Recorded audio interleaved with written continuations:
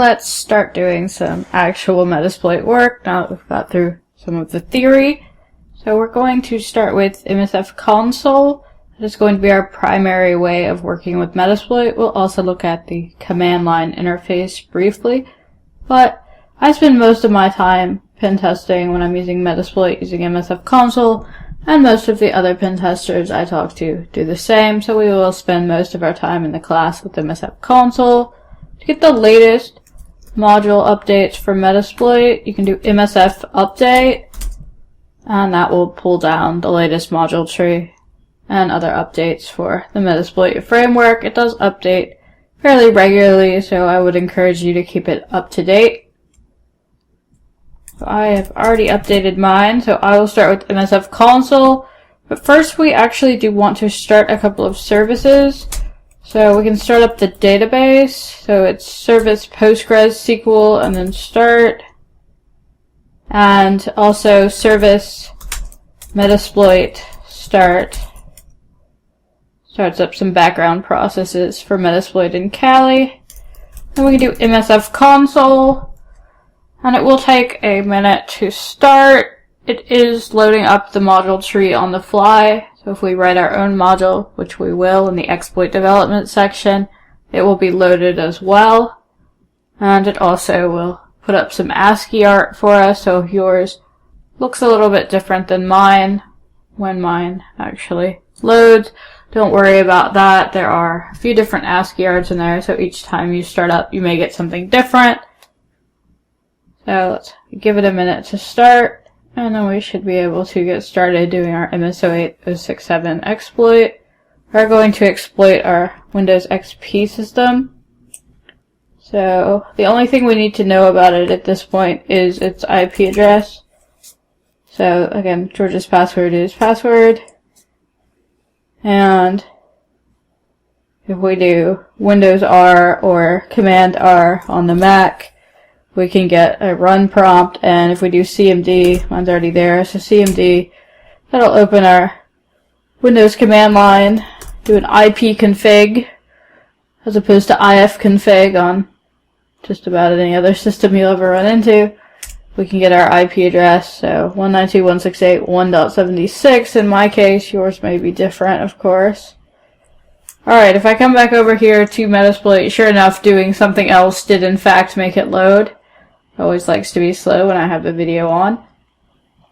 So then we see our ASCII art, and again, if yours is different than mine, no worries. And we see it has, as of this recording, 1,357 exploit modules, 829 auxiliaries, 231 post modules, 340 payloads, 35 encoders, and 8 NOPs. We will certainly not see every module, but we will see examples of exploits, auxiliaries, and payloads in this section, and then we may even see some encoders. But we'll see post modules when we do post exploitation. And we're not really going to work with NOPs in this class, so we're not going to use those, but we will see examples of exploits and auxiliaries throughout the class, and as well as some posts, and certainly a lot of payloads and some encoders. When we do exploit development, those will definitely come into play, as well as maybe for avoiding antivirus, they may have some usefulness. Alright, so now we're in the MSF console prompt. So we can always say help at any point to get our basic commands. We can also say help about a specific command. So for instance, come up here, we see our core commands and some database commands. How about help and then route? That'll give us more information about the route command. So as probably expected with the word route, it is used for routing. So it routes traffic destined to a given subnet through a supplied session. So we will use that in post-exploitation. We'll do something called pivoting that will come into play, but for now we don't need that particular command. So what we want to do is find a module for our MS08067. We do have a couple of options. we can also look at the online database for Metasploit. So we go to Metasploit.com. It also has a database of Metasploit modules. If we look at, well, kind of dating my training now. If we go to exploits here on Metasploit.com, it actually sends us to rapid7.com, so it's actually at rapid7.com, but I always just go to Metasploit.com. We can put in our query strings. I'll just do MSO8067. And it came up with 3 results. Let's just start with this first one. Here's an exploit. And it has our exploit module. It actually has the module name up here in the URI. So it's in modules, exploit, Windows, SMB, MSO8067 Net API. Same one we saw the source code briefly in the previous video. You can also do a search inside of Metasploit. So inside of MSF console, we can say search and any string MSO8-067. And it comes up with that same exploit. So that is presumably the module we want to use. If we want to exploit MSO8067, I mean, in this case, the description pretty much says it all. We may run into some instances where there may be a few modules that look like they might be the right one for a particular vulnerability, so we may have to do some more investigation. We can use the info command for that. So I can say info, and then the module. So I can tab complete, so I can say exploit, Windows, SMB, MSO8-067 Net API. We can also, to name a module, drop off this first part, exploit, in the first slash if you want to. Same thing with auxiliaries, posts, etc. You can just drop off the first folder basically in the module tree and the slash that goes with it. Keep in mind if you do that though, you won't be able to tab complete, so whatever works best for you. I kind of go back and forth, as you'll see. So we can get information about a particular module.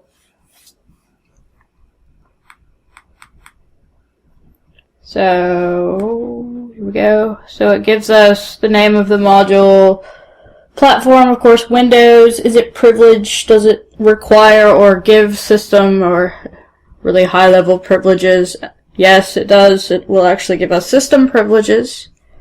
Metasploit license. Ranking is great.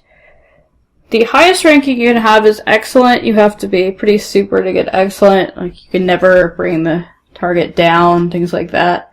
There's lots of requirements. If you look at the manuals for Metasploit at their GitHub page, you can find explanations of all of that. Great is the second one, so great is in fact pretty great. So it gives us an idea that this is a module that is pretty successful.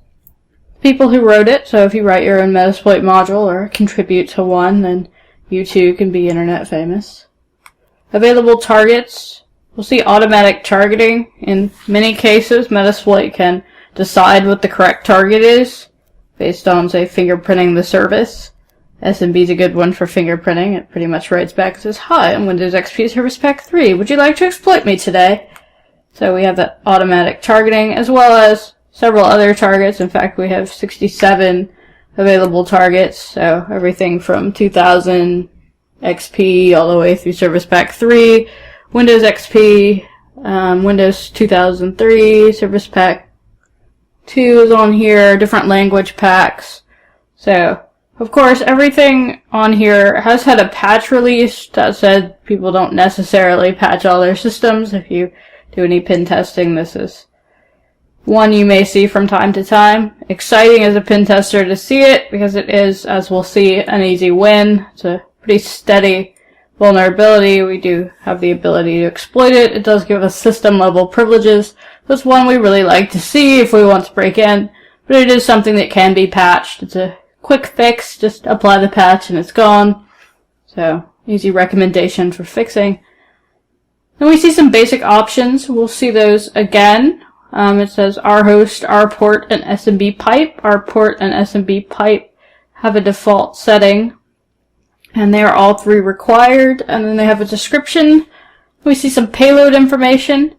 Luckily, Metasploit will take care of all of this for us, but when we get into exploit development, these things will be of the essence. The amount of space we have for the payload, or the amount of room we have in memory in bytes. So we have 400 bytes. And it says there's 8 characters we need to avoid, so there's 8 bad characters. Bad characters will in some way break the exploit string. Again, when we get into exploit development, we'll look at that. Metasploit doesn't even tell us what those 8 characters are. Of course, we can get them in the source code if we go back to that module, but Metasploit will automatically get rid of any bad characters. Then it has the description of the flaw. Finally, some references. Again, there may be points during our pen test where there's a few different modules that look like they might be the right one. Maybe comparing our results in vulnerability analysis to these modules, like open source vulnerability database numbers. We have TechNet. Again, in this case, it's pretty simple to see which one is the right one. It's MSO8067, but it may not always be named so easily. You may have to look at, say, open source vulnerability database numbers to see which is the actual vulnerability that we found during vulnerability analysis. You never know. Just maybe a hint for later. Alright, so this is indeed the module we want at this point. Again, I'm just at this point telling you this is a vulnerability that's present. We will have plenty of time to look at other vulnerabilities. All of our virtual machines have some sort of vulnerability we can exploit. So there will be plenty of chances to find vulnerabilities on your own. But for now, let's use this module. So use, again, you can drop off exploit / if you want to.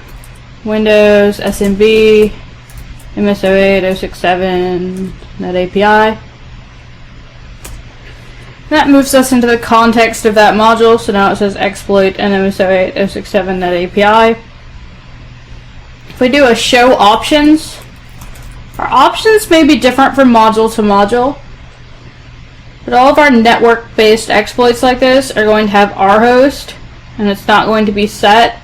That's going to be the remote host we want to send it to. We will look at some client-side exploits where we don't directly send the exploit, but this one and many of the other ones we'll look at are network-based. They are going to send a crafted exploit string over the network to another system and hopefully give us control and allow us to run our payload.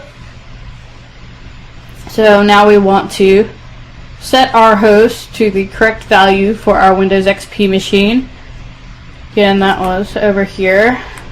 Of course, I've already forgotten what it was. 192.168.1.76 in my case. Easiest way to make your exploit not work is to just blindly follow me when your network is something else entirely. So be sure and set your IP address accordingly. Make sure it is the IP address of your Windows XP machine and not mine. The rhost option or your options in general are actually not case sensitive. You can do them lowercase. It is a best practice to do them in the correct case, and I will try and remember it throughout the class, but you may catch me doing it wrong at some point, and you can either use the correct case or not. Again, I would encourage you to do so. And we have R port and SMB pipe. They're both set to a default setting, 445 for R port, and SMB pipe is set to browser. The R port, in fact, that seems like it would be correct, 445. I've never seen SMB anywhere else. I suppose if you wanted to make everybody in your IT staff miserable, you could maybe recode everything, but every client probably has that hard-coded in, so I can't imagine that it would be something that anybody would ever want to do. So probably that R port is going to be correct. But if we, for some reason, needed to change an R port for a remote port, we could do the same thing. We could say set the option to set and what we wanted to set it to. But again, this one is fine how it is. We can set any option that way though. Just set the option to set and what we want to set it to. Same thing with SMB pipe. For now, I'm just going to tell you that browser pipe is correct, how it is set now. We don't currently know what SMB named pipes are listening. We'll actually look at an auxiliary module that'll tell us that a bit later on for our auxiliary example. But again, for now, just go on faith that what I'm telling you is true. We also see the exploit target.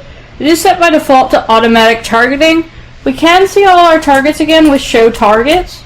So we show options, show targets, etc. So syntax is pretty simple for Metasploit. We can see all those targets again, but we will just leave it as automatic targeting for now. So it looks like everything is set now. If we do show options, in fact, we now have our R host, so everything should be good to go. We have forgotten one thing. We have not set a payload.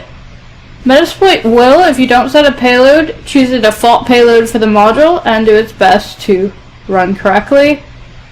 But we should certainly know how to set a payload. The default may not always be what we want, so we should certainly at least learn how to set a payload. So what we want to do is do a show payloads. So show options to see the options, show targets to see the targets, show payloads to see the payloads. Probably catching on here. If we do a show payloads, this is going to show us only the payloads that work for this module. So we're only going to see Windows payloads here, nothing for Linux or iPhones or Androids. We'll see pretty much all of our Windows payloads though. It does have to be able to fit in that 400 characters of space, but that's a pretty good amount of space. We should probably see pretty much everything here. And we'll learn more about the fitting in space when we do our exploit development. We see something called Meterpreter come up. That may not be familiar to you. Meterpreter is Metasploit's special payload. We will see lots of Meterpreter, particularly in our post-exploitation section. And we also see like some basic command shells. We see a reverse shell, a bind shell. We talked about that during our Linux basics section about our bind shell and reverse shell. Bind, it opens on one system and listens, and then we connect to it. Reverse, on the other hand, it actively pushes the shell back to our listener on Kali. So we did that with Netcat. It does the same thing automatically in Metasploit. So let's go ahead and set the payload to, say, Windows shell bind _ TCP. So that will make a bind shell. You will notice if you go through that there's actually one that's Windows /shell _ bind _ TCP, whereas this one is Windows /shell /bind TCP. So they look like they are exactly the same. They're practically named the same. They just have extra slashes. That is a staged payload versus an inline payload. This one that we've chosen with the double slash is staged, whereas the one with only one slash is inline. An inline payload puts the entire payload in the original attack string. It does take up more space, whereas a staged payload just puts in enough commands to call back and finish the payload, basically. So we'll have it set up something called a handler. It will do that automatically, which will know what it needs to do in order to finish up the payload. So in our case, either will work. They're both on our list, but it may come into play sometimes in exploit development that we may want to do a staged payload. But again, either will work here, but we chose the staged one, and it is bind _ TCP. You can do anything that's on this list. I do encourage you to spend some time playing around with payloads at the end of this module before we move on. Maybe try out Meterpreter. But for now, let's do a show options again. We see our old options like rhost, rport, SMB pipe, but now we also see some payload options that have been tacked on. So we have exit function, as the name implies, that's how it's going to exit. So we have SEH for the structured exception handler. We'll talk about that when we get to exploit development, but that's how Windows deals with exceptions. So when something goes wrong.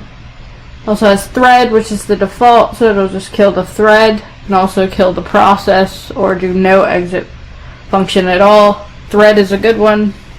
Just exit the thread and continue on. Hopefully it won't bring the server down. Lport is going to be our local port that it's going to open that bind shell on. So 4444 is the default. You can change that same way. So we could do set Lport to 1234 for instance, but that's not strictly required. Of course, some intrusion detection systems, if your client has them, may just automatically block everything on 4444. Oh, your Metasploit, go away kind of thing. I mean, they are all signature based, so easy to get around that by just changing the port. So, of course, in our lab, we don't need that. We don't have snort or anything listening at this point. And it also has rhost as well. Not required, but that's the target address. We've already set that in the previous section when we did rhost up here. So that's already set for us. So that's all we need here. Our options, again, will be based on this particular payload. If we had done a reverse shell, for example, it would have asked us for the IP address to call back to. Since we did a bind shell, we don't need that here. But it's going to be different every time based on what you choose for your module and your payload. Some of them may be the same, but there will be variants. And so you can always do a show options to see what you need. So now we should be really good to go. So we can say exploit to tell it to run. So just type exploit. And if we have indeed set everything up correctly, we should be good to go. And sure enough, we now have a Windows command prompt. We are at C Windows System 32. This does exploit the SMB server, which is a system service. So first thing we did was open up a bind handler. So we chose a bind payload, so it automatically sets up a handler to deal with it and connect back and finish the payload. Since it's staged, it automatically detects the target. We did tell it to automatically detect the target, so sure enough it does. Figures out it's Windows XP Service Pack 3 English. Selects the correct target, and then it does send over the attack string. It does encode it. I said we would kind of see encoders here. This is one of the encoders from Metasploit x86 Shikata. That's Japanese for it can't be helped. As we'll see in our avoiding antivirus phase, it actually can be helped. Antivirus will in fact pick up Shikata, but we will look at other ways of getting around antivirus. Primarily, encoding is really just to avoid our bad characters. We saw there were 8 of them that needed to be avoided here, so it will encode itself to get rid of any bad characters, and then it will prepend a decoder basically at the top. So first thing it will do is decode itself back into its original form, and then our payload will run. And then we send over our stage, and the handler deals with finishing it, and then we get our session. Metasploit considers communication between our target and, in this case, Callie, to be a session.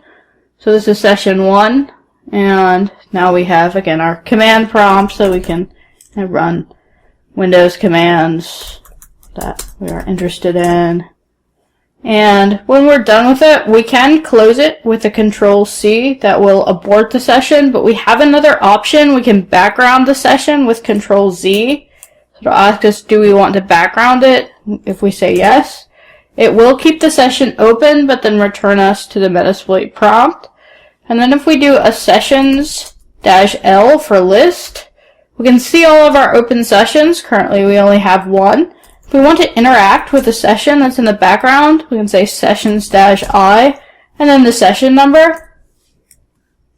And that'll drop us back into the session. So we can move from Metasploit out of sessions and back into them. We don't necessarily have to be done with them before we put them in the background. We can always bring them back as long as there's still network communication between the two systems.